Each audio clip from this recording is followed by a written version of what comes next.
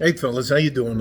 This video is about being able to explain to the people in your life why, if you're completely focused as a man on your goals and your desires and your career, that you have to be selfish.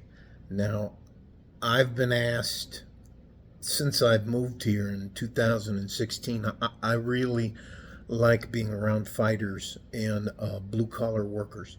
So that's my genre of people. And earlier today, I had one of the guys that's a decent regional fighter, but his family, a good traditional Mexican family, doesn't understand why he's not working a regular job. And this young man is a 20. In my opinion, he has 3 to 4 more years to dare to be great. And I'm going to tell you the same thing I tell those family members, that when you choose to devote yourself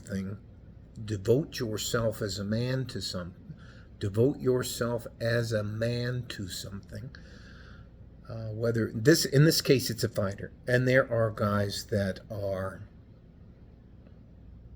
consumed with business, starting their own business, being the best carpenter, being the best truck driver. Whatever they choose to do, they want to be, they want to be the best at it. And it's sometimes very difficult because guys that are focused like that push everything to the side. Birthdays, meetings, talking to people on the phone. They just don't have time for that stuff at this point in time in their life. And getting families and friends and loved ones to understand that type of drive is very difficult, and it's sometimes hard for that young man to explain it to his family. And I tell them that I give you to age 24 for your dare to be great. You want to be a football player, you want to play sports, you want to be in martial arts, you want to be boxing, you want to be hockey, you want to be a driver, you want to do this, whatever you want to do. You're in your dreamer phase. You want to write books, you want to write music, whatever it is. Then you have to be selfish, and it's hard because most of us are programmed to sacrifice for the betterment of others. Go do a job you may not like or may not want to make sure you put food on the table so that you can not only take care of yourself, but either help your family or help your partner out. So it seems it's bad for the mother and the grandmother, the madre and the abuela. I had to explain that to. It didn't make sense to them because it's a very different way of doing things that a young man can choose. And on several things we agreed to disagree, but I promised him that he was still their son. He still loved them, but he was completely laser focused in on his career. Do I think he has the right stuff to get into the UFC? Actually, he does. He's between. He's 5'8", maybe 5'9", but in the ring he's 5'8". So, anyways, he's right now like 125 pounds at 5'8". So, long arms. Just anyways, he has all the tools, but in order to get where you want, it's hard to explain to people that you don't want just a regular job, even though it's a decent job and you'll be able to provide for yourself in that. This is the dare to be great thing, and it's hard for people to understand that. He's willing to sacrifice whatever it takes to get where he wants to go. Now, that may resonate with a lot of you guys, but it doesn't resonate with good traditional families. And what I told them is there was a time back in the day where you as a man had to go out and prove yourself and make your way in the world. And this is that time for him. You couldn't just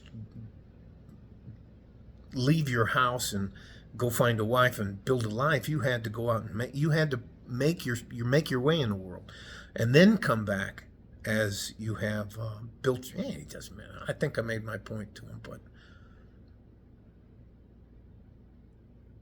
and it's hard a lot of times because a family invests time and love and money and time, money, love, food, shelter, clothing, all of that stuff in you with the hopes that they can't see the end product, the end product, because it doesn't make sense to them, because it's something they're not used to seeing.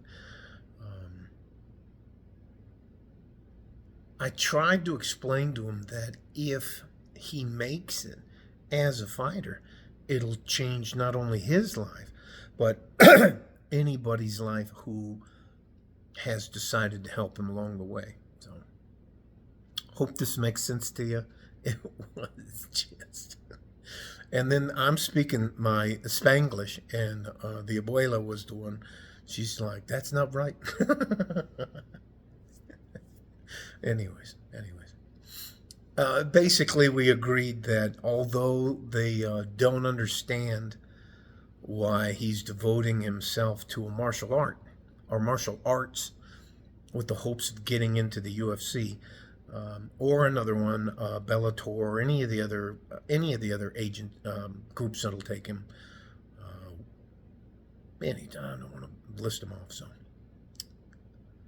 it's just hard for people who have grown up in a way or a dynamic where you graduate high school, you go get a job, you do the best you can, you find a woman, you get married, you raise a family, do the best you can.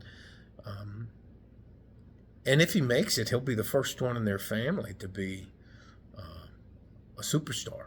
So, but along that way, there's a lot of people who, if you don't fit into a box, and everybody likes to put a guy, okay, you're going to go here, you're going to go in the military, you're going to go be a police officer, you're going to go do this.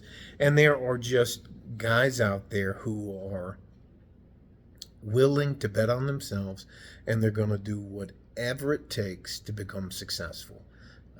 That's what I tried to get across to him, but I don't think I won any friends there today, but it was definitely worth the effort. So there's nothing wrong with you taking the opportunity in your early life to dare to be great. There's nothing wrong with that. He's got 3 or 4 years to prove it. So, hope it makes sense. Love you guys. Stay safe and healthy. Take care of each other if you can, and if you can't, you have to take care of yourselves. That light at the end of the tunnel is not a train coming the other way, but you got to be ready, like a fart in a G-string. From West Texas, El Paso, I'm out of here. Bye-bye.